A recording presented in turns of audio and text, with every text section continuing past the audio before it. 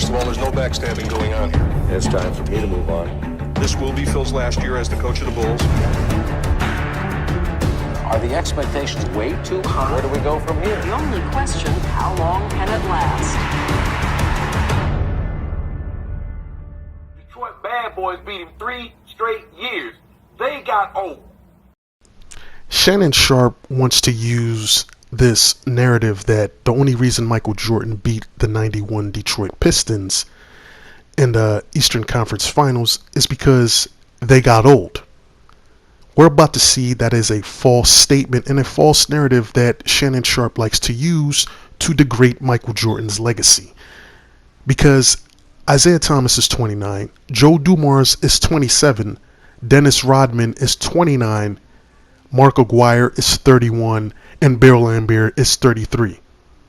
That is not an old team. What he should have said to make his argument better was that's a team that has a lot of tread on its tires. But even with that, logic that you want to use, it can't be your definitive lock-in, it wins the debate argument, because let's look at the 1998 Chicago Bulls. Michael Jordan is 34, Ron Harper is 34, Scottie Pippen is 32, Dennis Rodman is 36. The youngest in that starting lineup is Luke Longley. That logic doesn't make a whole lot of sense, because why doesn't it affect the Chicago Bulls? It's not about getting old, it's about a great team that knows how to play with experience in these high pressure playoff games. Tread on the tires would have been a better argument than getting old, because it just makes Shannon Sharpe look like he's trying to find any narrative, especially a false one, and trying to make it seem like it has legitimacy to what he's saying. It is false, and it has no substance in his argument, in his debate. It just makes him look foolish. The Detroit Pistons had a lot of tread on their tire from back-to-back championship, but that doesn't excuse anything about them being old. Context is poorly used by a guy like Shannon Sharpe when we're talking about Michael Jordan and LeBron James and his GOAT conversation. Because one of the things that irritates me as a basketball fan and as a fan who watches the game astutely is when they say when Scottie guarded Magic in the 91 finals, that's when the series changed and it took off. That is a false narrative, and it's a false statement completely. Because if you watch that series, Michael guarded Magic Johnson a majority of the time. Now in game 2, Phil Jackson put Scottie Pippen on him, and he changed certain defensive rotations towards him when he put Scottie. But if you watch the whole entirety of that finals, 1 through 5, I highly suggested Michael guarded him. Now, they shared responsibilities throughout 1 through 5, but I would say 75% of the time, Michael Jordan was guarding Magic Johnson. The evidence is there. I will leave the link in the description so you can watch these games in its entirety, so you can see that guys like Shannon Sharpe, who says these things, do not watch the games. They're just saying it so they can enhance LeBron James' legacy, which in retrospect, it does not enhance his legacy when you're saying something false and it has no factual precedent to back it up. The facts are in the games that was played during the 91 finals. They don't use context. They just say Scottie guarded him, and that changed the complexity of that 91 NBA finals, when that isn't true. In game 3, it was an overtime, and Michael Jordan guarded Magic Johnson throughout the whole entirety of the overtime. So I'll leave the link in the description so you can watch all those games.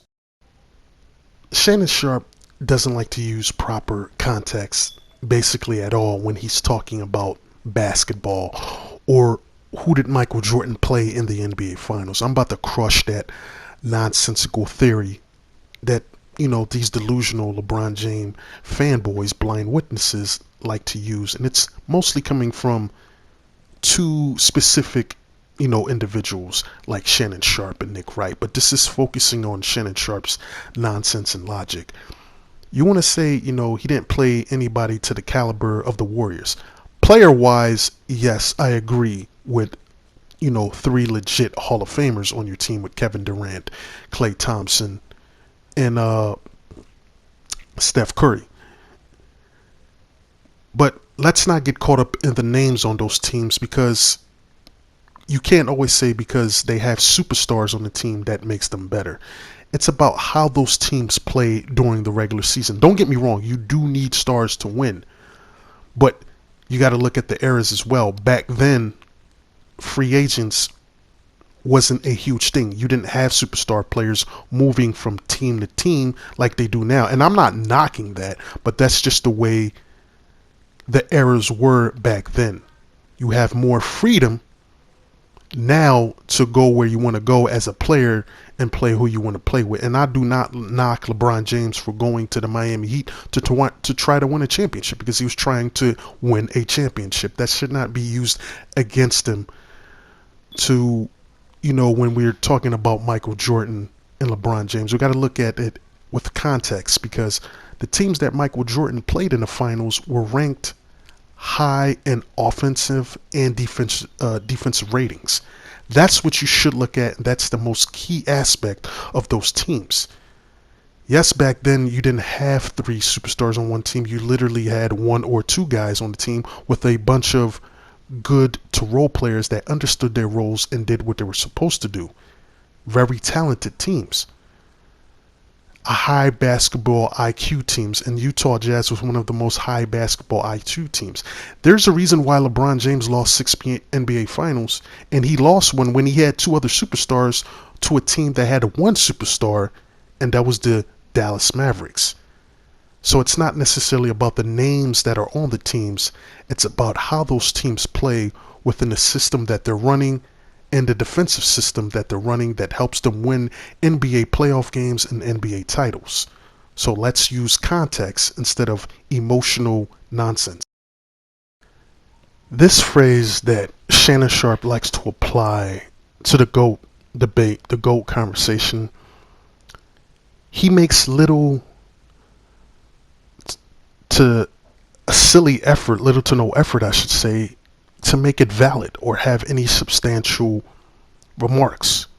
There are some milestones that LeBron James has accomplished in his career that are just phenomenal, that are just unbelievable, that you can't argue with. The beating the Warriors down 3-1. But that can't make you the greatest of all time looking at one specific scenario to elevate you over the greatest of all time, which is Michael Jordan, with the performances in his playoffs. Not just the playoffs, because LeBron James has some memorable NBA playoff. And as you can see, his NBA performances in the NBA Finals are pretty remarkable in their own right. But there's a reason why he is not on Michael Jordan's level. And we're going to get to that in just in a bit. And it's circled around the 2011 Dallas Mavericks. Shannon Sharpe, all he brings up, or all he will say, I should say, is when this is brought to him. I remember Skip saying it a couple years ago, that he just had a bad game. I am sorry, Shannon Sharpe.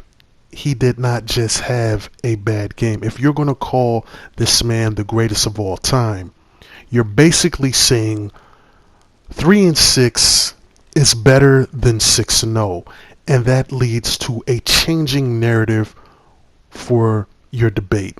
That's not a factual precedent. That doesn't carry any weight.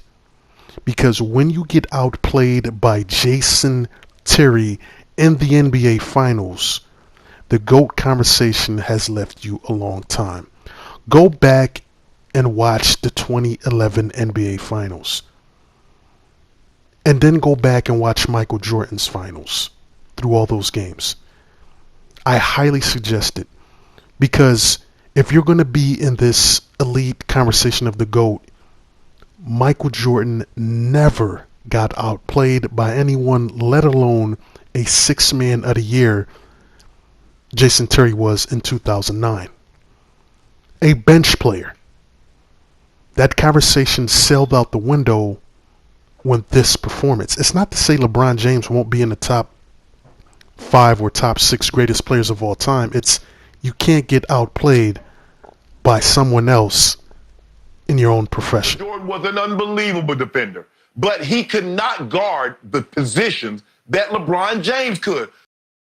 Again, this is a theme in the video that I'm trying to get across here. We're going to use proper context when we're talking about defense, because this is one of the things that weakens Shannon Sharpe's argument as the GOAT conversation for LeBron James being the greatest of all time. Versatility does not equal you being a better on-the-ball defensive player than Michael Jordan. Okay, you want to bring up Tiago Splitter in that Spurs team. That offense wasn't even being run through Tim Duncan. It was actually being run through Tony Parker, not Tim Duncan. Now, I'm not taking anything away from LeBron James when he was a stud defensively during those 6-time all-first team defense. But Shannon Sharpe does not want to use clear context when he's saying he can guard all position. What position can Michael Jordan guard out of those? Well, in the 91 finals, he guarded all those positions. Just because you can move around and guard all those positions doesn't necessarily mean you're the greatest defender. I mean, the guy guarded Harrison Barnes in the 2015 finals. Does that mean he's the greatest defender because he guarded somebody that was a small forward? No, Shannon Sharpe, use context. Michael Jordan would take the other team's best player and guard them head-to-head on the wing if they happen to play the wing. You're using versatility to equivalent to somebody being better when that's not necessarily the case. Draymond Green can do everything on the court, but he does not do one thing great specifically, but he can do a lot of things good on the court. That doesn't mean he's the best player of all time because he can guard all 5 positions. Dennis Rodman in the Bulls system was able to do that as well, the way they play defense. That's one of the reasons why they were so dominant defensively, because of Michael, Scottie, and Dennis Rodman, the ability to switch from 1 through 4. Use context, Shannon Sharpe, not emotional vendetta that you seem to have against Michael Jordan. We saw Michael Jordan in game 1 of the 91 finals try to guard Magic Johnson, and Magic put a triple dub on his head. That is not conjecture. That's not innuendo. That's fact. Again, Shannon Sharpe fails to use proper context again. In that 1991 NBA Finals, like I said, to use the basis that they want you to believe that Michael didn't guard him. And this fact, when Michael was guarding him throughout the remainder of that series, as you will see if you watch those games, Magic Johnson shot 43% and had 22 turnovers between when Michael was guarding him, even though him and Scottie shared the load. But majority of the time, Michael Jordan guarded Magic Johnson in those 91 playoffs. He shot 43%, 28% from 3, and he had 22 turnovers. So use context, and just instead of saying he had a triple dub, okay, he had a triple double, but outside of that, what did Magic Johnson do throughout the rest of those NBA finals? This is what Shannon Sharpe tries to do. He tries to give you something without context, so it seems like you have no way of defending it. That's why sometimes I just look at Skip like, why can't you say these things to him to make him feel stupid for saying things without proper context? He was that great defensively. Why he only got 1 Defensive Player of the Year? Again, let's use context here. He wants to say that because Michael Jordan is as good as a defender as Doc Rivers says he is, because he has 1 Defensive Player of the Year award. Not realizing Defensive Player of the Year award usually goes to the big man for blocks and an equivalent with steals as well. But if that's the case, if you're going to use that logic and how stupid that is, then I guess when you want to use it to deflect away from the defensive abilities of Michael Jordan, you might as well apply that to Scottie Pippen. And also, that makes LeBron look bad because he doesn't have a Defensive Player of the Year award either.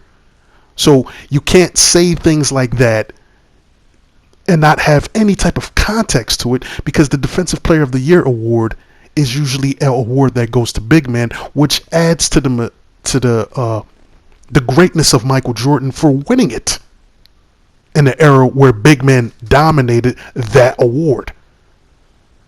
This man cannot use context when it comes to defending LeBron James, because he gets emotionally so invested and has a personal agenda, it seems to me, because he doesn't use logic at all when he's debating this topic. Michael Jordan was a superior defensive player compared to LeBron James. At the age of 34, he was first team all defense, but we'll hear excuses how LeBron James has to do so much for his team. It just doesn't make a whole lot of sense. It's just fascinating to see the damage control that is being done by Shannon Sharpe because of The Last Dance. You can't handle how great Michael Jordan was, and you want to keep saying LeBron James is GOAT because you want to accept mediocrity. You want to accept 3 and 6 as a standard of being greatness, and it's not. You can't have it both ways of the argument. That's what is so damning about how Shannon Sharpe defends LeBron James compared to Nick Wright. Nick Wright throws numbers, and he kind of does the thing. He throws numbers without context, without telling the full story, like I said in a previous video that I did about Nick Wright. But Shannon Sharpe can't handle the fact that he can't defend LeBron James the way he wants to in this GOAT conversation because the facts don't support him. Michael Jordan's NBA Finals performances are something to behold, and you just can't overlook it. And I understand you can't make the argument just about rings, but when we're talking about two great players, rings play a huge factor into it because they both got there. Shannon Sharpe wants to make getting there 8 times better than winning it 6 times. When did getting to the pinnacle of your sport become better than winning it? Because in that case, Shannon Sharpe, I guess you would rather get to the Super Bowl than win the Super Bowl. Their logic is flawed beyond belief when it comes to trying to defend LeBron James. This video is the nail to the coffin to all those debates. Use it as not a reference guide, but the ending factor to this debate. Because it's over. You got outplayed by Jason Terry. LeBron James got outplayed by Jason Terry in the NBA Finals. You can see the numbers that Jordan put up in the NBA Finals in less games than LeBron James. Michael Jordan never got outplayed by a 6th man of the year in any NBA Finals at all, let alone anybody else. His performances are legendary and have a high excellence of standard. 3 and 6 cannot be the standard for greatness in the NBA Finals. Getting outplayed by Jason Terry cannot be the standard of greatness when we're talking about all-time Pantheon NBA legends. This debate is over. Shannon Sharpe cannot debate with context. He debates with emotion instead of doing research. He'll pick certain numbers to throw at you, to throw you off, but all you got to do is go ahead and do your research, and you'll see that the things he says are easily refuted. I hope you guys use this video to destroy every LeBron James apologist. And this is not about hating on LeBron James. This is about bringing clarity to this debate, because to me it's been over. It never had any weight because of the performances of LeBron James in 2011. Longevity and piling up statistics doesn't make you the greatest of all time. Changing narratives don't win debates. Factual precedence wins debates. This GOAT conversation is over.